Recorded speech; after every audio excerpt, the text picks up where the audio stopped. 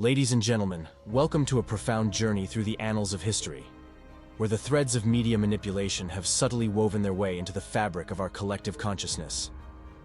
Unveiling the intricate stories of government-controlled propaganda, corporate deception, and the complex landscape of pharmaceuticals that have shaped the course of nations.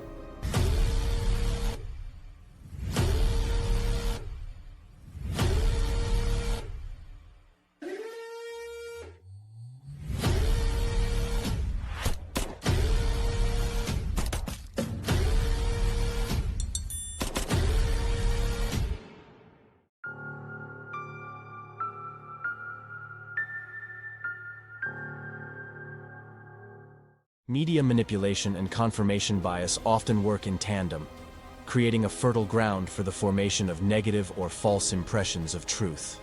Confirmation bias is a cognitive phenomenon wherein individuals tend to favor information that aligns with their pre-existing beliefs, reinforcing their existing perspectives while dismissing or downplaying contradictory evidence. This bias can subtly influence decision-making, interpretation of events, and the way individuals seek, interpret, and remember information. People often unconsciously seek out and give more weight to information that confirms what they already believe, creating a filter through which they perceive the world. Confirmation bias can impede critical thinking, hinder the acceptance of alternative viewpoints, and contribute to the formation of echo chambers where individuals are primarily exposed to information that reinforces their existing beliefs. Recognizing and mitigating confirmation bias is crucial for fostering open-mindedness and promoting a more accurate and nuanced understanding of complex issues. Media framing is a pivotal element in the storytelling process undertaken by news outlets. The manner in which an issue is presented, the language employed, and the selective inclusion of details significantly shape how individuals perceive the truth. Deliberate framing can trigger emotional responses, reinforcing existing biases. For instance, coverage of a protest can vary drastically depending on the chosen frame. One outlet might portray it as a peaceful expression of public discontent, emphasizing calls for justice and equality, while another might present it as a disruptive event, highlighting incidents of civil unrest or property damage. The recent Freedom Convoy in Ottawa, Canada, exemplifies this. I have attended protests and rallies in the past when I agreed with the goals, when I supported the people expressing their concerns and their issues. Black Lives Matter is an excellent example of that. But I have also chosen to not go anywhere near protests that have expressed hateful rhetoric, violence towards fellow citizens, and a disrespect not just of science, but of the frontline health workers and, quite frankly, the 90% of truckers who have been doing the right thing to keep Canadians safe, to put food on our tables. Canadians know where I stand. Admiration I actually have for China, because their basic dictatorship. This is a moment for responsible leaders to think carefully about where they stand and who they stand with. That's true. The Canadian truckers, you've been reading about it, who are resisting bravely these lawless mandates, are doing more to defend American freedom than our own leaders by far. And we want those great Canadian truckers to know that we are with them all the way. They are. They've really shown something. Admires the Chinese basic dictatorship who tramples on fundamental rights by persecuting and criminalizing his own citizens as terrorists just because they dared to stand up to his perverted concept of democracy should not be allowed to speak in this House at all. Mr. Trudeau, you are a disgrace for any democracy. Please spare us your presence. Thank you. The government characterized the protesters as a fringe minority, anti-vaxxers, and far-right, even using terms like Nazi supporters. Maybe people aren't carrying Nazi flags because they're actually Nazis. Maybe people are saying that this is a fascist dictatorship. Hopeful vision for public life isn't a naive dream. It could be a powerful force for change. If Canadians are to trust their government needs to trust Canadians. Those are the words of the Prime Minister in 2015. These people, very often misogynistic, racist, women haters, science deniers, the fringe. Same prime minister 6 years later as he fans the flames of an unjustified national emergency. So, Mr. Speaker, when did the prime minister lose his way? When did it happen? The right honourable Prime Minister. Mr. Speaker, Conservative Party members can stand with people who wave swastikas. They can stand with people who wave the Confederate flag. We will choose to stand with Canadians who deserve to be able to get to their jobs, who be able to get their lives back. These illegal protests need to stop, and they will, Mr. Speaker. Mainstream media echoed this narrative, including allegations of threats, theft, and intimidation. Yes, MSNBC is suggesting that the truckers are a cult who steal from homeless shelters. They've become what they hated. They've become what they mocked. And now they're taking food from soup kitchens because they're so put upon for being asked to do what they've been asked to do, required to do their entire lives. It's a cult. Yes, it is. So I'd never seen that level of hate directed at us. I called it was hate wrapped in the Canadian flag. So secondly, it really highlights the degree to which this has become about ideology, and sometimes far-right ideology, and I think there's a pretty robust body of evidence to support that. However, individuals physically present at the event recounted a starkly different version of the proceedings, illustrating the powerful impact of media framing on shaping diverse perspectives. Lie after lie after lie. The news is lying to people. You guys are lying. I do not understand. I do not understand how you as reporters and as new anchors can sit behind the desk and tell people lies. 3 questions were always asked. Who do you work for? How do you sleep at night? And when are you going to start telling the truth?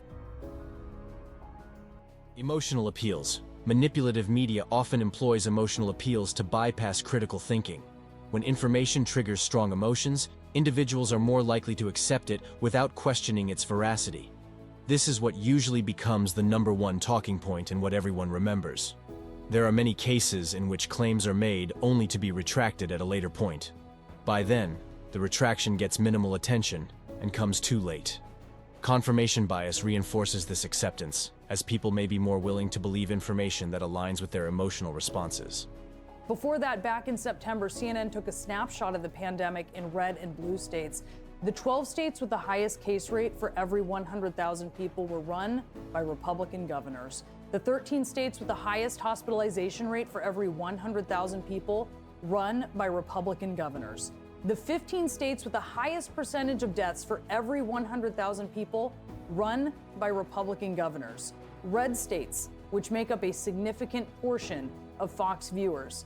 Obviously, this is the fate of the world at stake, because if the United States doesn't support Ukraine, Ukraine cannot win this war. Ultimately, Kyiv will be a Russian city, and we will rue the day that we left Ukraine to hang out to dry. There's an extremist movement that does not share the basic beliefs in our democracy.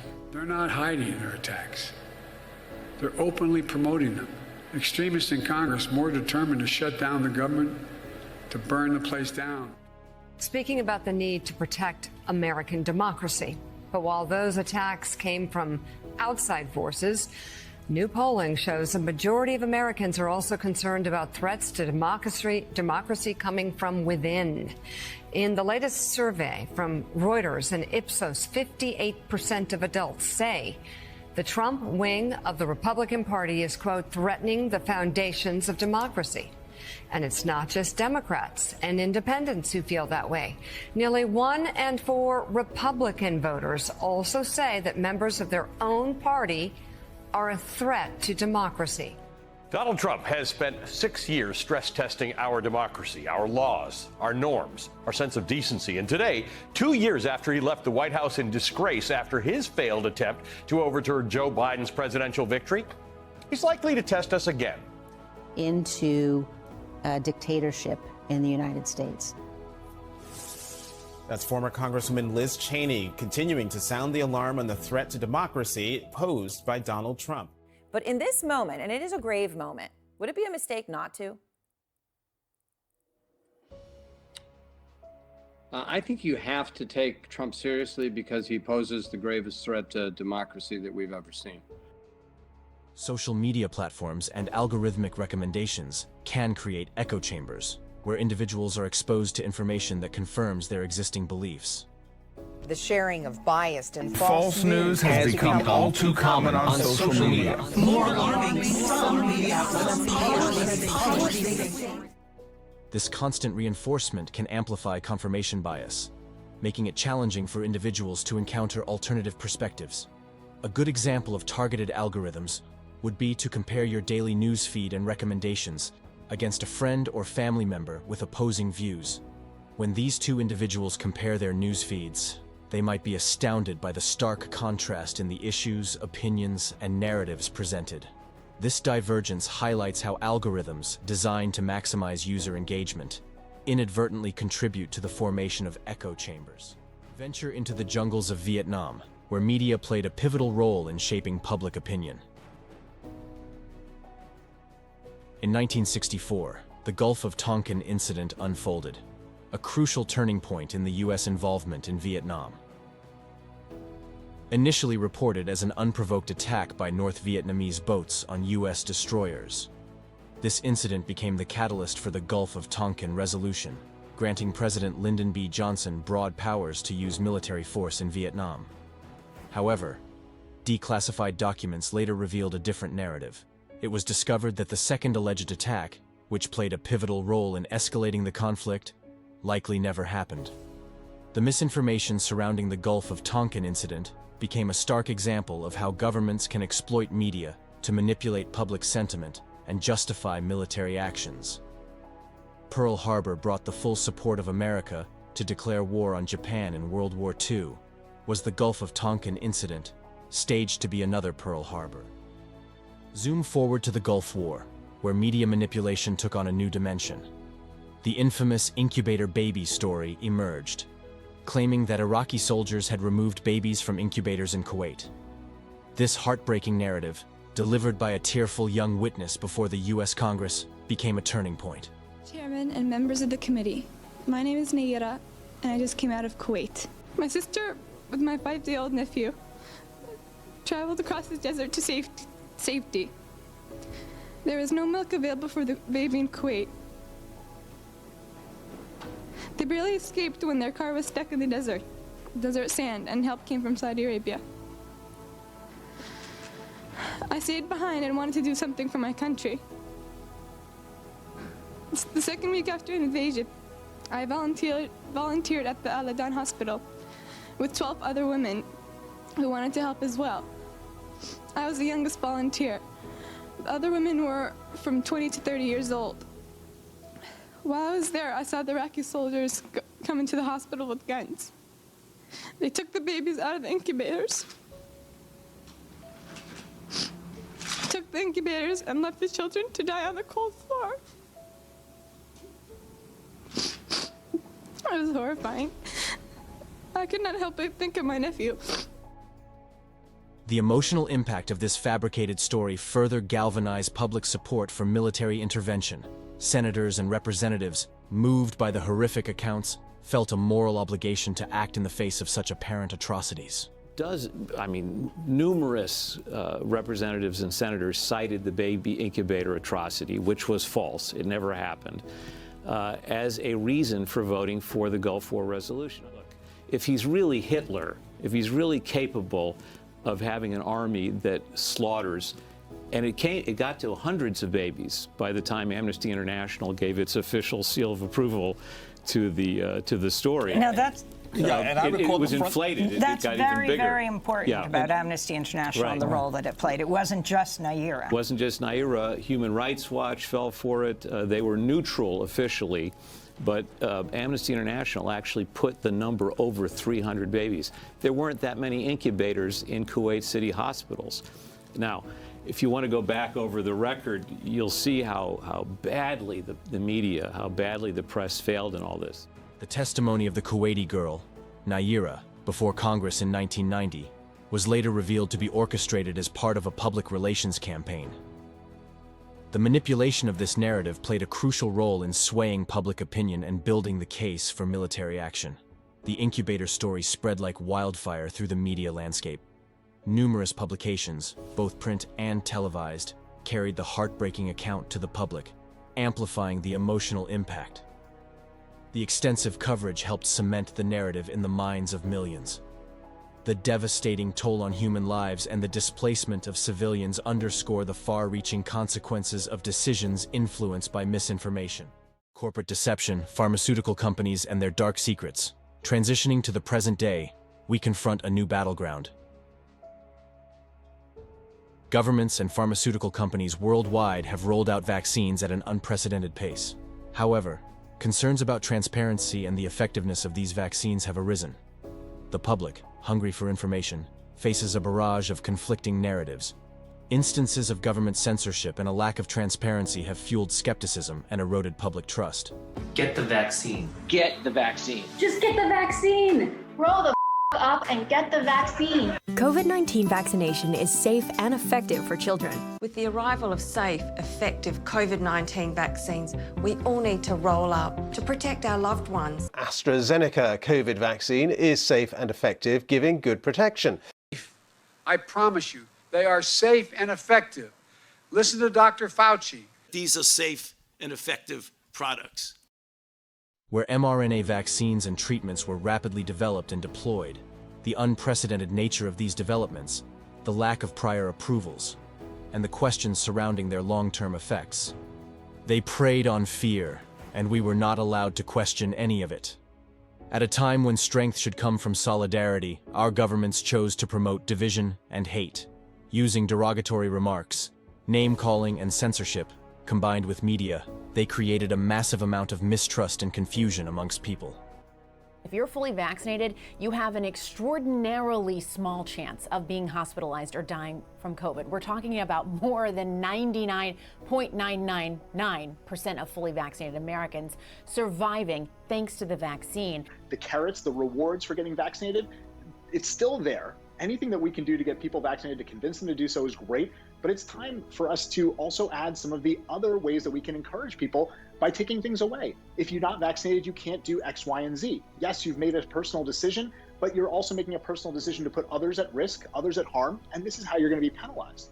It's also developing right now. Florida's Surgeon General says for us to stop getting the COVID vaccine. Fox 35's Hannah McKenzie is joining us live in the Alert Center tonight. So, Hannah, he says what's in the Moderna and Pfizer vaccines is a problem. Yeah, Luann, Florida Surgeon General Dr. Latipo says he has safety concerns pertaining to the discovery of billions of DNA fragments found per dose in the Pfizer and Moderna COVID vaccines. And he says those concerns have not been addressed by the FDA or the CDC. Dr. Latipo says if the risks of DNA integration with COVID vaccines cannot be addressed, then the vaccines aren't appropriate for use in humans. He says he sent letters to the heads of the FDA and the CDC specifically questioning how this would impact humans in three main areas: healthy human genes being transformed into cancerous cells, chromosomal instability, and how the integration could affect unintended parts of the body, such as the heart, brain, lungs, even the injection site itself. We asked local Dr. Michael Sparks to weigh in. Dr. Sparks telling us with the state Surgeon General saying one thing and the FDA another, health providers are left stuck in the middle. New things are scary. If we look back historically, we've introduced new medications that we were told were very safe, were going to be very effective, and they turned out not to be safe or effective, and they caused a lot of birth defects, things like that. So it's not unreasonable to be worried about things that are new, and that's where the research comes into play. There have been so many millions of doses of this vaccine delivered, though, that if we were to expect to see some of these, theoretical problems, we should start seeing them. Pharmaceutical companies, where instances of deliberate deception have come to light, such as companies concealed side effects, downplayed risks, and engaged in practices that prioritized profits over public safety. Lawsuits brought against these companies have revealed the extent of their unethical behavior and the impact on public health. Opioid manufacturers downplaying the addictive nature of their products, leading to widespread addiction and loss of life. Opioid deaths have reached into the hundreds of thousands, and those suffering the losses of loved ones who died are in the millions. The OxyContin maker, Pharma, reaches a new deal with several states to settle lawsuits for its alleged role in the opioid crisis. The settlement requires the Sackler family, the owners of the company, to pay as much as $6 billion in cash. That is $1.5 billion more than a previous deal. They will also give up control of the Stamford, Connecticut-based company and apologize. In exchange, the family would be protected from civil lawsuits. A judge, though, still needs to approve the deal. Pharmaceutical giants were found guilty of marketing drugs for off-label uses, putting patients at risk. Johnson & Johnson faced a series of lawsuits alleging that its talcum powder products, including baby powder, were linked to ovarian cancer and mesothelioma. The company has faced substantial legal settlements, with billions of dollars awarded to plaintiffs. This was denied for decades, and the products were promoted for use on newborns, the most vulnerable of all our society, for profits.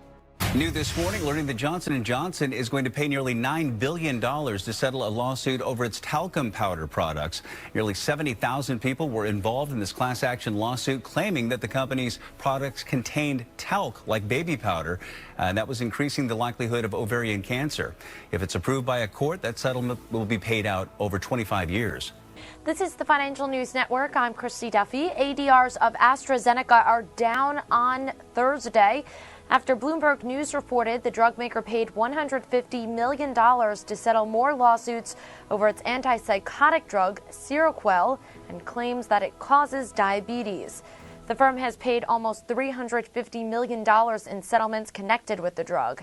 A giant drug maker who authorities say broke the law by bribing doctors across this country with Hawaiian vacations, tickets to Madonna. And why? They wanted those doctors to sell your family their drugs, and many did. Tonight, Pierre Thomas with the video that authorities say shows for the drug maker and its sales team, it was all about the money. No, these aren't entertainers. Y'all ready for this? They're senior executives with pharmaceutical giant GlaxoSmithKline at a pep rally in Las Vegas for their sales team. Who wants to be a millionaire? The goal, to rev up sales as part of what prosecutors say was a culture of greed, where patient safety took a backseat to profit.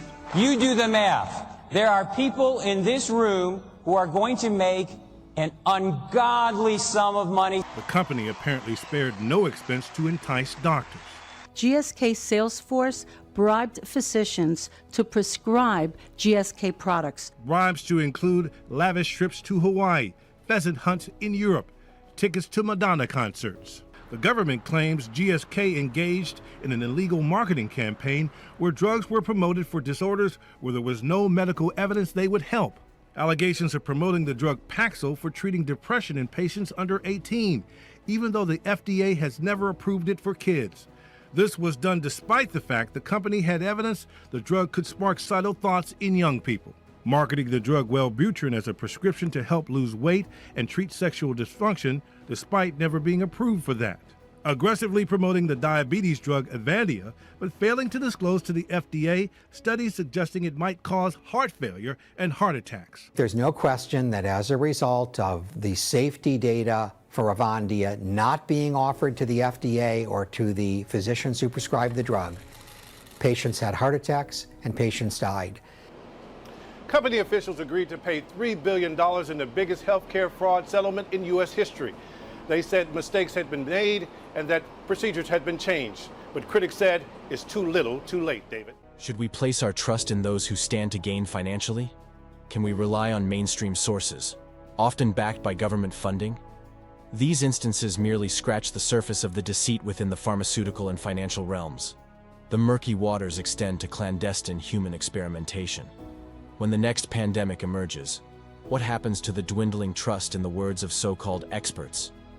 People are increasingly skeptical and hesitant to accept their guidance. The examples we've covered underscore the imperative for media literacy and vigilance. Media manipulation, whether in the form of wartime propaganda, digital disinformation, or the suppression of inconvenient truths, remains a potent force that shapes our thoughts and perceptions.